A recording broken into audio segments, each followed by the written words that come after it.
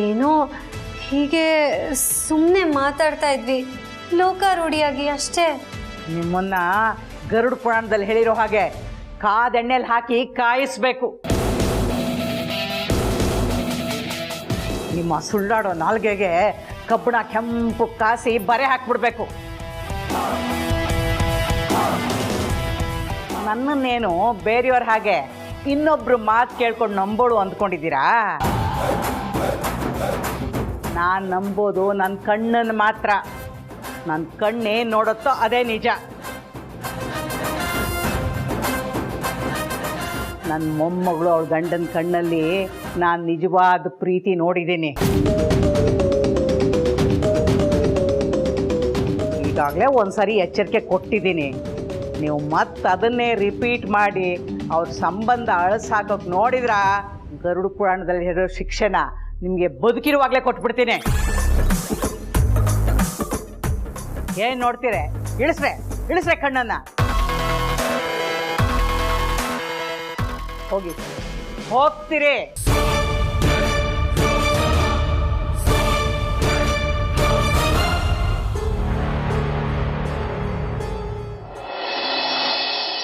ನನ್ನ ಮೊಮ್ಮಗಳಿಗೆ ನಾನೇ ಗಂಡು ಹುಡುಕ್ಬೇಕು, ಕೋಟಿಗೊಬ್ಬನ್ ತರಬೇಕು, 1 ತಿಂಗಳು ಮುಂಚೆನೇ ಕೆಲಸ ಶುರು ಮಾಡಿ ನಾನೇ ಮುಂದೆ ನಿಂತು ಮದುವೆ ಮಾಡಬೇಕು ಅಂತೆಲ್ಲ ಅಂದ್ಕೊಂಡಿದ್ದೆ. ಅದ್ರದ್ದೇನೂ ಆಗಲೇ ಇಲ್ಲ. ನಾವೇನೋ ಅಂದ್ಕೋತೀವಿ, ಆ ಭಗವಂತ ಏನೋ ಮಾಡ್ತಾನೆ ಅಲ್ವಾ? ಈಗ ಇವರಿಬ್ರು ನೋಡ್ತಾ ಇದ್ರೆ ನಾವೇ ಹುಡುಕಿದ್ರು ಇಂಥ ಹುಡುಗನ್ ತರಕ್ಕೆ ಆಗ್ತಿರ್ಲಿಲ್ಲ ಅನ್ಸುತ್ತೆ. ಅದಂತೂ ಸತ್ಯ.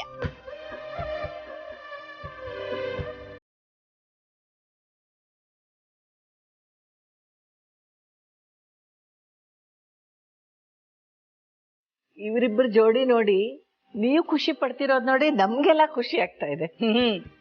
ಜೋಡಿ ಅಂದ್ರೆ ಹಾಗೆ. ಇವರಿಬ್ರು ಖುಷಿಯಾಗಿದ್ರೆ ಇವ್ರು ನೋಡಿ ಮನೆಯವರೆಲ್ಲ ಖುಷಿಯಾಗಿರ್ಬೇಕು. ಏನ್ರಮ್ಮ ದುರ್ಗಾ ಸರಸ್ವತಿ?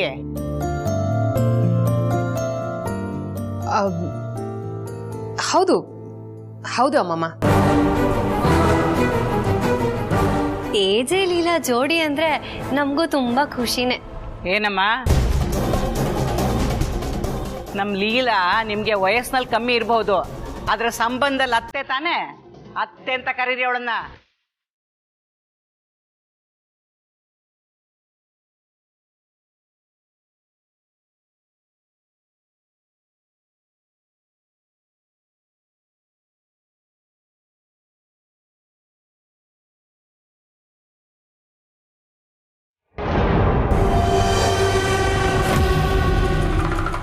ಅತ್ತೆ, ಲೀಲಾ ಅತ್ತೆ.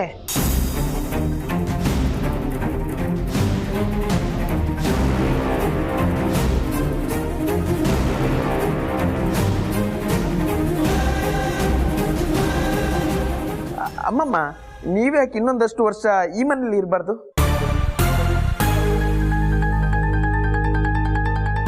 ಹೌದು ಅಮ್ಮಮ್ಮ, ನೀವು ನೋಡಿ ಇದ್ರೆ ಎಷ್ಟು ಕಳೆ. ನನಗೇನೋ ಇರೋ ಕಾಸೆ, ಆದ್ರೆ ಮಕ್ಕಳು ಮೊಮ್ಮಕ್ಕಳು ಬಾ ಬಾ ಅಂತ ಕರೀತಾ ಇದ್ದಾರೆ. ಅದಕ್ಕೆ ಸದ್ಯಕ್ಕೆ ಹೋಗಿ ಬಂದ್ಬಿಡ್ತೀನಿ. ಆಮೇಲೆ ಅವ್ರಿಗೆ ಹೇಳ್ದೆ ಕೇಳದೆ ಬಂದ್ಬಿಡ್ತೀನಿ. ಟಿಕೆಟು ನೀನೇ ಬುಕ್ ಮಾಡ್ತೀಯ ಅಲ್ವಾ ಯಂಗ್ ಮ್ಯಾನ್? ಅಮ್ಮಮ್ಮ, ನೀವು ಹೂ ಅಂದ್ರೆ ಅಮೆರಿಕ ಸಿಟಿಜನ್ಶಿಪ್ನ ಕಿತ್ತಾಕಿ ಇಂಡಿಯನ್ ಎಂಬಸಿಗೆ ಹೋಗಿ ನಿಮ್ಗೆ ಪೌರತ್ವ ಸಿಗೋವರೆಗೂ ಆ ಮರಣ ಅಂತ ಉಪವಾಸ ಮಾಡ್ತೀನಿ. ಕ್ಯೂಟ್ ಬಾಯ್ ಕಣ ನೀನು. ನಿಮ್ಮಿಬ್ರಿಗೂ ಮದುವೆಲಂತೂ ಆಶೀರ್ವಾದ ಮಾಡಲಿಲ್ಲ. ಅದಕ್ಕೆ ಈಗಲಾದರೂ ಅಕ್ಷತೆ ಹಾಕಿ ಆಶೀರ್ವಾದ ಮಾಡಬೇಕು. ಆಗಲೇ ನನಗೆ ತೃಪ್ತಿ. ಇಲ್ಲ ಇಟ್ಕೊಳಮ್ಮ.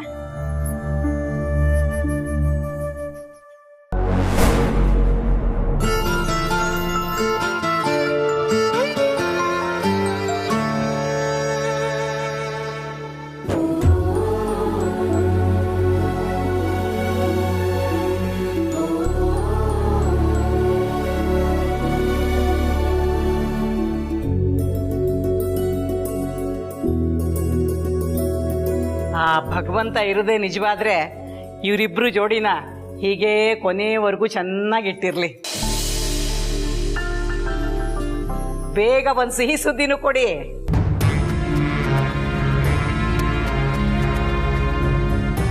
ಎಲ್ಲಿ ಎದ್ದೇಳಿ.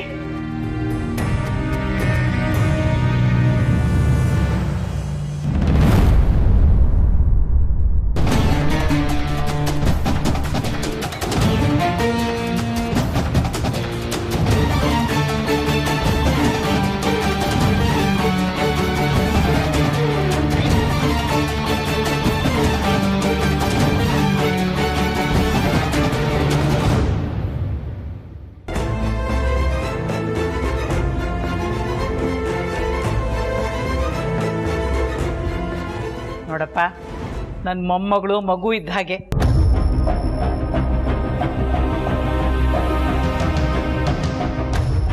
ಎಡವಟ್ಟು ಜಾಸ್ತಿ, ನಿನ್ಗೆ ಈಗಾಗಲೇ ಗೊತ್ತಾಗಿರ್ಬೇಕಲ್ಲ. ಅವಳು ಏನೇ ತಪ್ಪು ಮಾಡಿದ್ರು, ತಪ್ಪು ಮಾಡಲ್ಲ, ಅಕಸ್ಮಾತ್ ತಪ್ಪು ಮಾಡಿದ್ರು ಮಗು ಅಂತ ತಿಳ್ಕೊಂಡು ಅವಳನ್ನು ಕ್ಷಮಿಸ್ಬಿಡಪ್ಪ. ಯಾವತ್ತಿಗೂ ಅವಳು ಕೈ ಬಿಡಬೇಡ.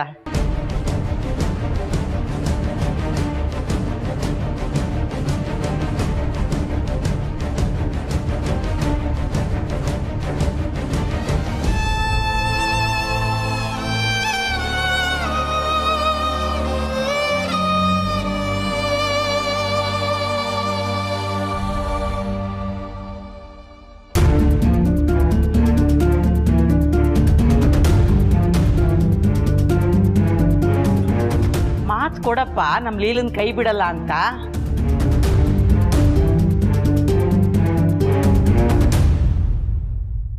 ಆಯ್ತಮ್ಮ.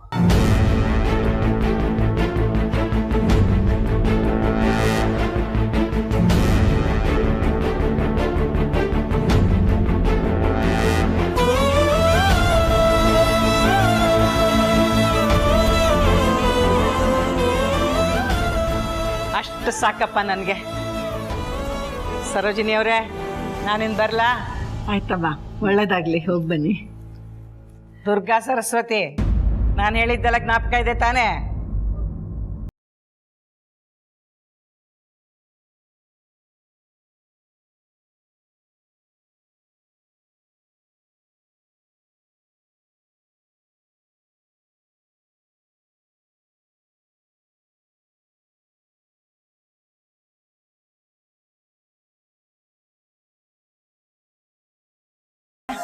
ಸರಿ.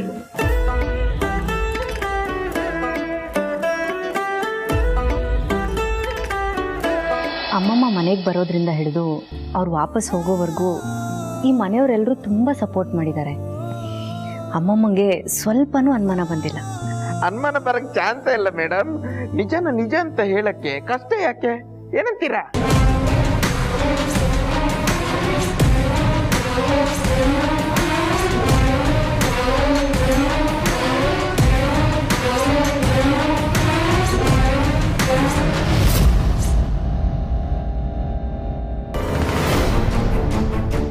ಅಯ್ಯೋ ವಿಶ್ವರೂಪ್, ಎಲ್ಲ ಚೆನ್ನಾಗಾಯ್ತು ಅನ್ನೋದ್ರೊಳಗೆ ಹಾಕಿದ್ರಲ್ಲ ಬಾಂಬು. ನೋಡಿದ್ರೆ ಮೇಡಮ್, ನಾನು ಇನ್ನು ಬಾಸ್ ಮತ್ತೆ ಮೇಡಮ್ ಕ್ಯಾರೆಕ್ಟರ್ ಅಲ್ಲೇ ಇದ್ದಾರೆ ಅಂತ ಮುಳುಗೋಗಿದ್ದೀನಿ.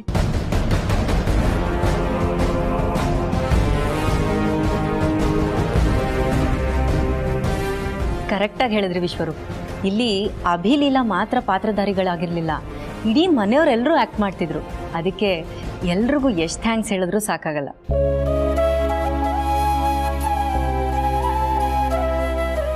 ದಟ್ಸ್ ಓಕೆ ಅಂತ. ಕೆಲವರು ಸತ್ಯನ ಒಪ್ಕೊಳ್ಳಲ್ಲ, ಯಾಕಂದರೆ ಸತ್ಯ ಅಂದರೆ ಏನು ಅಂತ ಐಡಿಯಾನೇ ಇರಲ್ಲ. ಇನ್ನು ಕೆಲವರು ಸತ್ಯ ಗೊತ್ತಿದ್ರೂ ಒಪ್ಕೊಳ್ಳಲ್ಲ.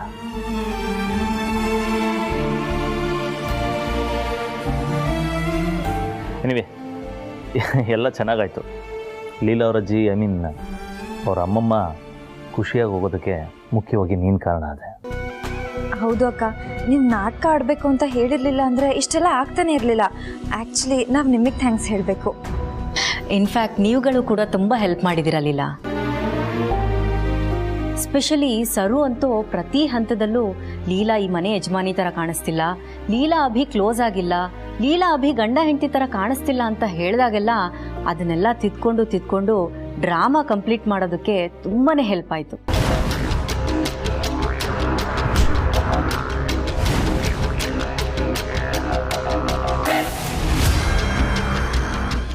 ಏನೋ ಅಂತೂ ಈ ನಾಟಕ ಮುಗಿತಲ್ಲ, ಅಷ್ಟು ಸಾಕು.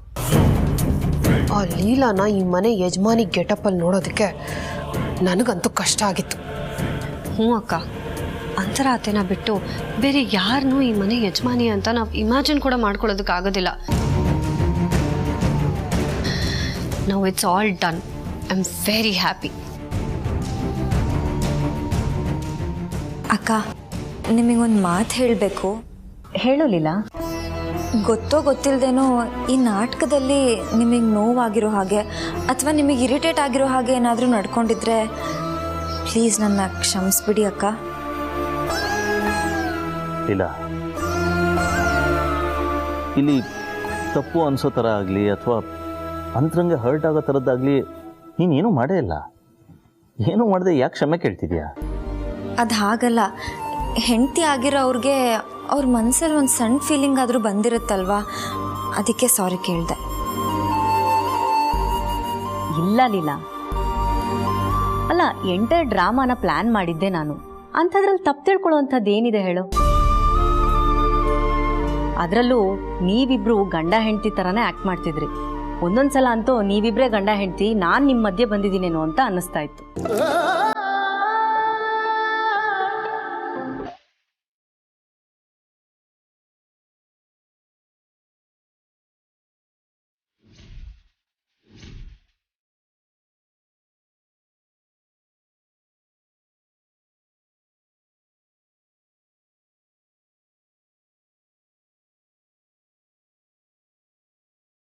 ಅರೆ, ಯಾಕೆಲ್ರೂ ಸೀರಿಯಸ್ ಆದ್ರಿ? ನಾವು ಅನ್ಕೊಂಡ ಹಾಗೆ ಎಲ್ಲ ಆಯ್ತಲ್ಲ ಅಂತ ಖುಷಿ ಪಡಬೇಕು. ಒನ್ಸ್ ಅಗೇನ್ ಎಲ್ರಿಗೂ thank you, thank you, thank you so much.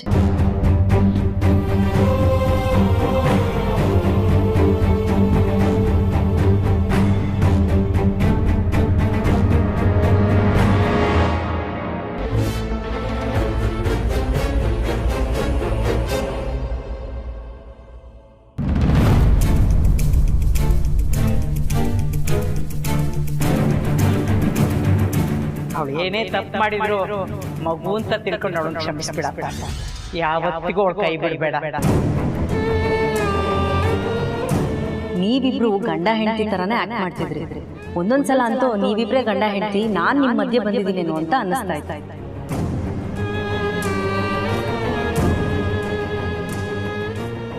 Excuse me sir, ನಿಮ್ಮ ಹತ್ರ ಸ್ವಲ್ಪ ಮಾತಾಡಬೇಕಿತ್ತು, ಮಾತಾಡ್ಬೋದಾ? ಏನು ಹೊಸಬನ್ ಥರ ಕೇಳ್ತಾ ಇದೆಯಾ?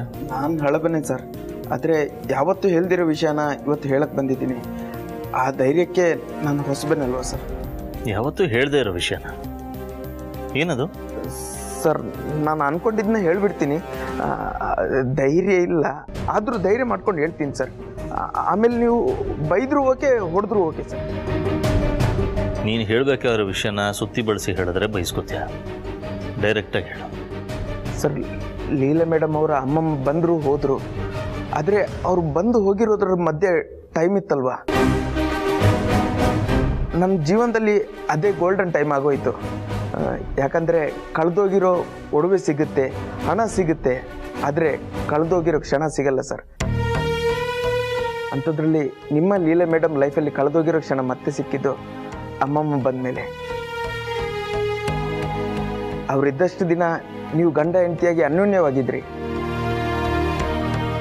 ಇದನ್ನೆಲ್ಲ ಮತ್ತೆ ನಾವು ನೋಡ್ತೀವಂತ ನಾವು ಯಾರು ಅನ್ಕೊಂಡಿರ್ಲಿಲ್ಲ ಸರ್. ಲೀಲಾ ಮೇಡಮ್ನ ನೋಡಿದ್ರೆ ಸರ್, ಅವ್ರ ಮುಖದಲ್ಲಿ ನಗು ಮತ್ತೆ ವಾಪಸ್ ಬಂದಿದೆ. ಅಂತರ ಮೇಡಮ್ ಈ ಮನೆಗೆ ಬಂದಾಗಿಂದ ಅವರು ಖುಷಿಯಾಗಿರೋ ಹಾಗೆ ತೋರಿಸ್ಕೊಂಡಿದ್ದಾರೆ, ಆದರೆ ಒಳಗೆ ತುಂಬ ನೊಂದ್ಕೊಂಡಿದ್ದಾರೆ. ಆದ್ರೀಗ ಅವ್ರು ನಕ್ಕಿದ್ದಾರೆ, ಖುಷಿಯಾಗಿದ್ದಾರೆ. ಇದಕ್ಕೆಲ್ಲ ಕಾರಣ ನೀವೇ ಸರ್.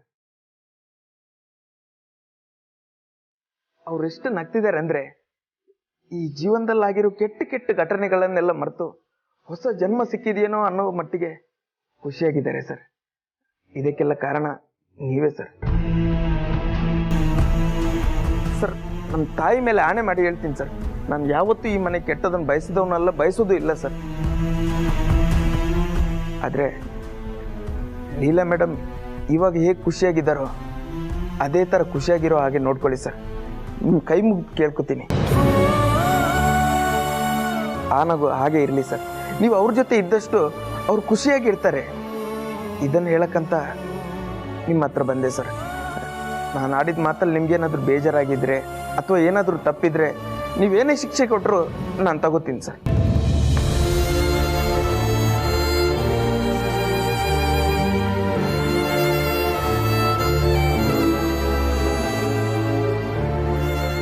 ಸರ್ ಸರ್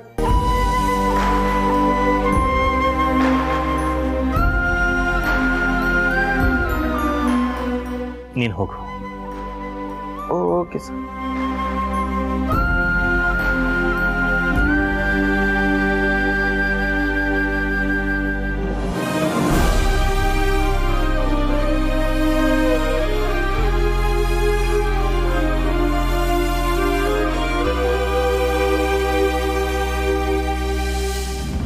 ನನಗೆ ಹೋಪ್ಸ್ ಇಲ್ಲ ಅಕ್ಕ. ಇನ್ನೇನು ಮಾಡೋದಕ್ಕೆ ಸಾಧ್ಯನೂ ಇಲ್ಲ. ಅಂತರ ಅತ್ತೆ ಲೀಲಾ ಲೀಲಾ ಅನ್ಕೊಂಡು ಅವ್ಳು ಹಿಂದಿಂದೇನೆ ಓಡಾಡ್ತಿದ್ದಾರೆ. ಏಜೇನು ಏನೂ ಮಾಡದೆ ಸುಮ್ಮನಾಗ್ಬಿಟ್ಟಿದ್ದಾರೆ. ಅವ್ರಗಳ ಮಧ್ಯೆ ನಾವೇನೋ ಮಾಡ್ಬಿಡ್ತೀವಿ ಅಂತ ಹಾರಾಡ್ತಿದೀವಿ ಅಷ್ಟೇ. ತಪ್ಪು ಸರು. ನೀನು ಅನ್ಕೊಂಡಿರೋದು 100% ತಪ್ಪು. ಏನ್ ತಪ್ಪಕ್ಕ? ನಮ್ ಕಣ್ಮುಂದೆನೆ ಎಲ್ಲಾನು ನಾಶ ಆಗಿ ಹೋಗ್ತಿದೆ. ಅಂತರ ಅತ್ತೆ ಥ್ಯಾಂಕ್ಸ್ ಎಲ್ಲ ಹೇಳ್ತಿದ್ದಾರೆ. ನನಗಂತೂ ಸಾಕಾಗಿ ಹೋಗ್ಬಿಡಿದೆ ಅಕ್ಕ. ನೀನು ಬರೀ ನೋಡ್ತೀಯ ಅಷ್ಟೆ, ಆದರೆ ನಾನು ಗಮನಿಸ್ತೀನಿ. ವಾಚ್ ಮಾಡೋದಕ್ಕೂ ಅಬ್ಸರ್ವ್ ಮಾಡೋದಕ್ಕೂ ಇರೋ ವ್ಯತ್ಯಾಸನೇ ನಾನು ನೀನು. ಅಂದ್ರ ನೀನು ನೋಡ್ತೀಯ, ಅದಕ್ಕೆ ರಿಯಾಕ್ಟ್ ಮಾಡ್ತೀಯ. ಆದರೆ ನಾನು ಗಮನಿಸ್ತೀನಿ, ಅದಕ್ಕೆ ತಕ್ಕ ಹಾಗೆ ಪ್ಲಾನ್ ಮಾಡ್ತೀನಿ. ಏನ್ ಗಮನಿಸಿದ್ರಿ? ಏನ್ ಪ್ಲಾನ್ ಮಾಡಿದ್ರಿ? ಪ್ಲೀಸ್ ಹೇಳಿ ಅಕ್ಕ. ಅವತ್ತು ಅಮ್ಮಮ್ಮ ಏಜೆ ಲೀಲಾನ ವಾಕ್ ಕಳ್ಸಿದ್ರು, ನೆನ್ಪಿದ್ಯಾ? ಆಗ ಲೀಲಾ ಏಜೆ ಕೈ ಹಿಡ್ಕೊಂಡಿದ್ದೆ ತಡ ಅಂತರ ಅತ್ತೆ ಮುಖದಲ್ಲಿ ರಿಯಾಕ್ಷನ್ನೇ ಚೇಂಜ್ ಆಗೋಯ್ತು. ಇವಳು ಯಾಕೆ ನನ್ನ ಗಂಡನ ಕೈ ಹಿಡ್ಕೊಂಡಿದ್ದಾಳೆ ಅನ್ನೋ ಪೊಸೆಸಿವ್ನೆಸ್ಸು ಅಂತರ ಅತ್ತೆ ಮುಖದಲ್ಲಿ ಬಂದಿದ್ದನ್ನ ನಾನು ಅಬ್ಸರ್ವ್ ಮಾಡಿದೆ. ನಾನು ಇದನ್ನ ಅಬ್ಸರ್ವೇ ಮಾಡಲಿಲ್ಲ ಅಕ್ಕ. ಅದಕ್ಕೆ ಹೇಳಿದ್ದು, ಅಬ್ಸರ್ವ್ ಮಾಡೋದೇ ಬೇರೆ, ನೋಡೋದೇ ಬೇರೆ ಅಂತ. ಅಂತರ ಅತ್ತೆ ಜಾಗದಲ್ಲಿ ಯಾವುದೇ ಹೆಣ್ಣಿದ್ದಿದ್ರು ಹೀಗೆ ರಿಯಾಕ್ಟ್ ಮಾಡ್ತಿದ್ರು. ಇಲ್ಲಾಗಿರೋದು ಅದೇ. ಈಗ ನಾವು ಮಾಡಬೇಕಾಗಿರೋದು ಏನು ಅಂದ್ರೆ, ಅದೇ ಪೊಸೆಸಿವ್ನೆಸ್ನ ಅಂತರ ಅತ್ತೆ ಮನಸ್ಸಲ್ಲಿ ಇನ್ನೂ ಡೆವಲಪ್ ಆಗೋ ಹಾಗೆ ಮಾಡಬೇಕು. ಇದನ್ನಿಟ್ಕೊಂಡು ಅಂತರ ಅತ್ತೆನ ಲೀಲಾ ಮೇಲೆ ಎತ್ ಕಟ್ಟಬೇಕು. ಆಗ ಅಂತರ ಅತ್ತೆನೇ ಲೀಲಾನ ದೂರ ಮಾಡ್ತಾರೆ. ಅಕ್ಕ, ಇದು ವರ್ಕ್ ಆಗುತ್ತೆ ಅಂತೀರಾ? ಪೊಸೆಸಿವ್ನೆಸ್ಗೂ ಅನುಮಾನಕ್ಕೂ ಇರೋ ವ್ಯತ್ಯಾಸ ಅಂದ್ರೆ ಅದು ಒಂದೇ ಒಂದು ಕೂದಲೆಳೆಯಷ್ಟು. ಒಂದು ಸಲ ಅನುಮಾನಕ್ಕೆ ಬದಲಾಯಿತು ಅಂದ್ರೆ ಇದು ನನ್ನ ವಸ್ತು, ನನ್ನ ವಸ್ತುನ ಮುಟ್ಟೋಕ್ಕೆ ಯಾರಿಗೂ ಬಿಡಲ್ಲ ಅನ್ನೋ ಭಾವನೆ ಅಂತರ ಅತ್ತೆಗೆ ಬರುತ್ತೆ. ಆಗ ಅವರೇ ಲೀಲಾನ ದೂರ ಇಡ್ತಾರೆ. ನಂಗೇನು ಅರ್ಥ ಆಗ್ತಿಲ್ಲ ಅಕ್ಕ. ಆಗುತ್ತೆ ಸರು, ನಿಧಾನವಾಗಿ ಅರ್ಥ ಆಗುತ್ತೆ. ನನ್ನ ಜೊತೆ ಇರ್ತೀಯಲ್ಲ, ನೋಡ್ತಾ ಇರು, ಎಲ್ಲ ಅರ್ಥ ಮಾಡಿಸ್ತೀನಿ.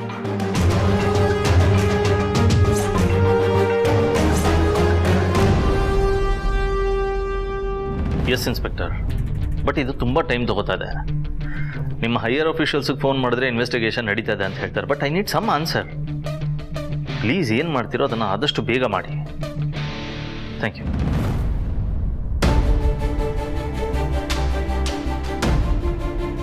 ನಾನು ಹೇಳಕ್ಕೆ ಬಂದಿರೋ ವಿಷಯ ಹೇಳೋ ಬೇಡವೋ? ಏನು ಮಾಡಲಿ? ಬೇಡ, ನಾನು ಅವ್ರಿಗೆ ಹೇಳಿದ್ರೆ ಅವ್ರು ಬೇಜಾರಾಗ್ತಾರೆ ಅನ್ಸುತ್ತೆ. ಇಲ್ಲ, ಗೊತ್ತಾಗಬಾರ್ದು ಅಂತ ಸೌಂಡ್ ಮಾಡದೆ ಹೋಗ್ತಿದ್ದೆ. ಇವ್ರಿಗೆ ಹೇಗೆ ಗೊತ್ತಾಯ್ತು?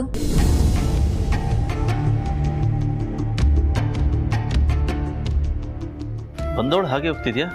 ಏನಾರ ಹೇಳೋದಿತ್ತಾ?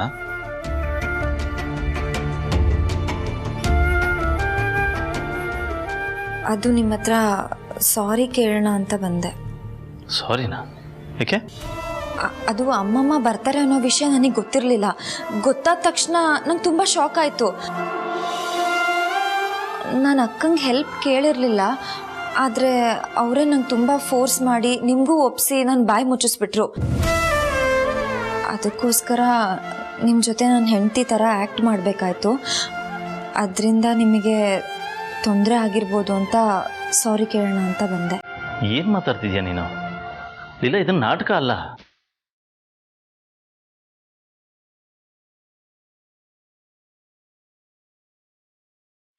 ನಾಟಕನೇ ರೀ. ಯಾರು ಹೇಳಿದ್ ನಾಟಕ ಅಂತ? ನೀನ್ ನನ್ನ ಜೊತೆ ಇದ್ರೆ ಅದು ನಾಟಕ ಆಗೋದಕ್ಕೆ ಹೇಗೆ ಸಾಧ್ಯ? ನೀನ್ ನನ್ನ ಜೊತೆ ಇದ್ರೆ ತೊಂದರೆ ಆಗೋದಕ್ಕೆ ಹೇಗೆ ಸಾಧ್ಯ? ಯಾಕೇನೇನೋ ಮಾತಾಡ್ತಿದ್ಯಾ ನೀನು? ರೀ, ನಾನು ಇರೋ ವಿಷಯ ಹೇಳಕ್ ಬಂದೆ. ಇಲ್ಲ, ನೀನ್ ಇರೋ ವಿಷಯ ಅಲ್ಲ ಹೇಳ್ತಿರೋದು, ಇಲ್ದಿರೋ ವಿಷಯನ ಹೇಳ್ತಾ ಇದೀಯ. ನೋಡು, ಒಂದು ವಿಷಯ ನಾನು ಕ್ಲಿಯರ್ ಮಾಡ್ತೀನಿ. ನಾನು ಆಡ್ತಿರೋದು ನಾಟಕ ಅಲ್ಲ.